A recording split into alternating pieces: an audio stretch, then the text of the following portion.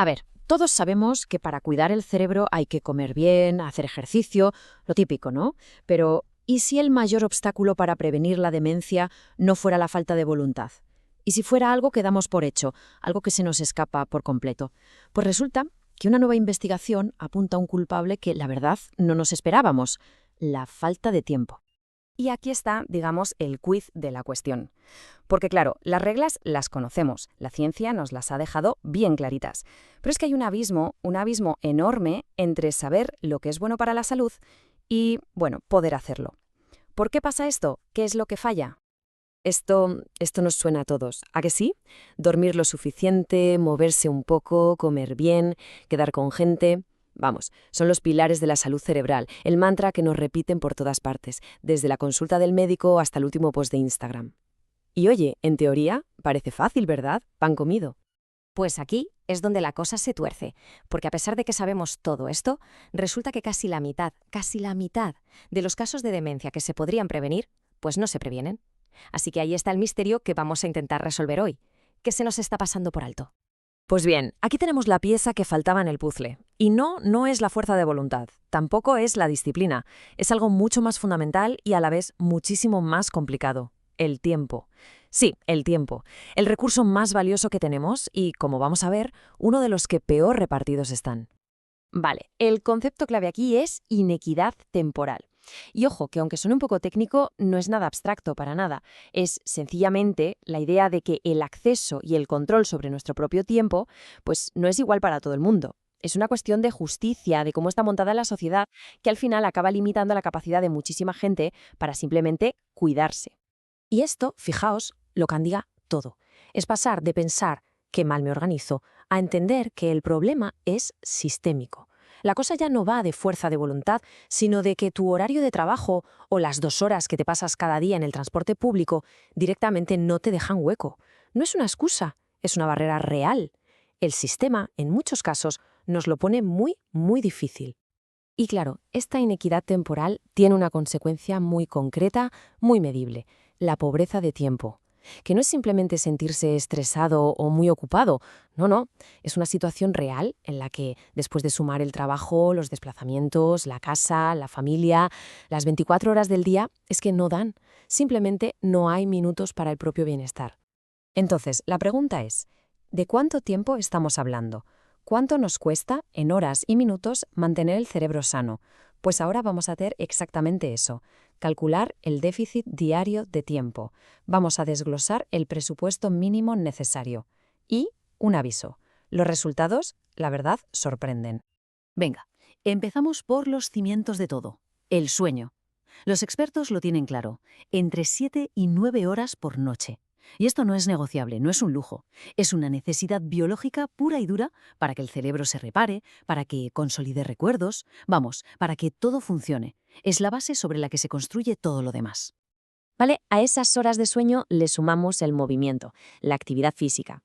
Los estudios apuntan a que necesitamos entre 45 y 60 minutos al día de actividad, bueno, de moderada a intensa. Ojo, que no se trata de correr una maratón cada día, pero sí de un compromiso constante de hacerlo a diario. Seguimos sumando. Ahora, la comida. Y no solo comer, sino preparar y comer sin prisas. Esto es clave. De media, se calcula 1 hora y media para todo el proceso. Y es curioso porque este dato cambia un montón según el país. En sitios como Francia, con una cultura gastronómica fuerte, le dedican más de 2 horas. En otros sitios, pues apenas se llega a la hora. Bien, pues si sumamos todo esto, llegamos al dato clave.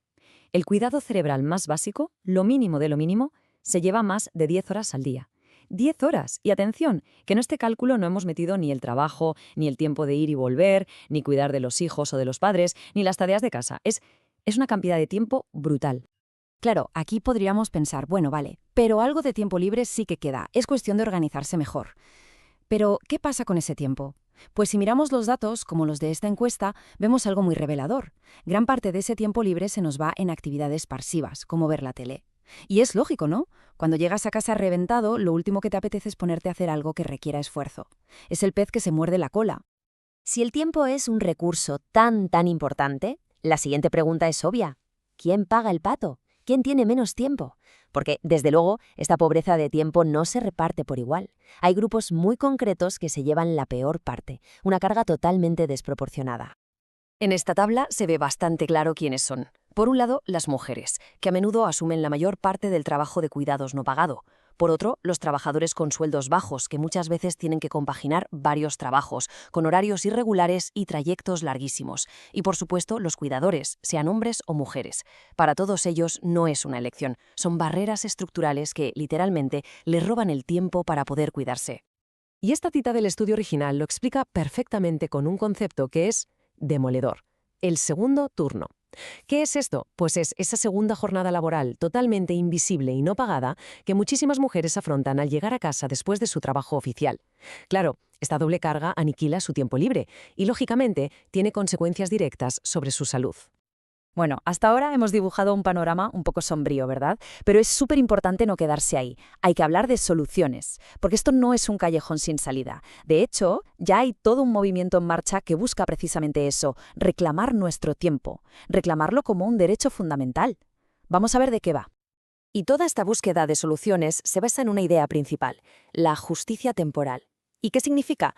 Pues en el fondo es muy sencillo. Defiende que tener tiempo no es un lujo, sino que es esencial para la salud y el bienestar. Vamos, que para que la gente pueda estar sana, lo primero es que tengan tiempo para poder estarlo. Parece de cajón, pero no lo es.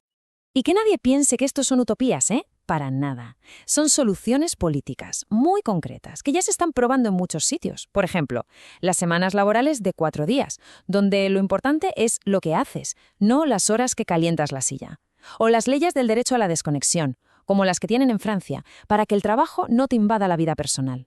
O incluso un concepto como las ciudades de 20 minutos, donde tienes todo lo necesario cerca para no perder horas en desplazamientos. Son cambios estructurales, de fondo, para devolverle el tiempo a la gente.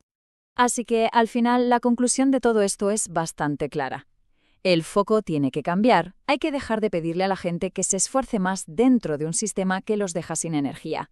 La clave es rediseñar el propio sistema para que cuidarse no sea una carrera de obstáculos, sino la opción más sencilla y accesible para todo el mundo.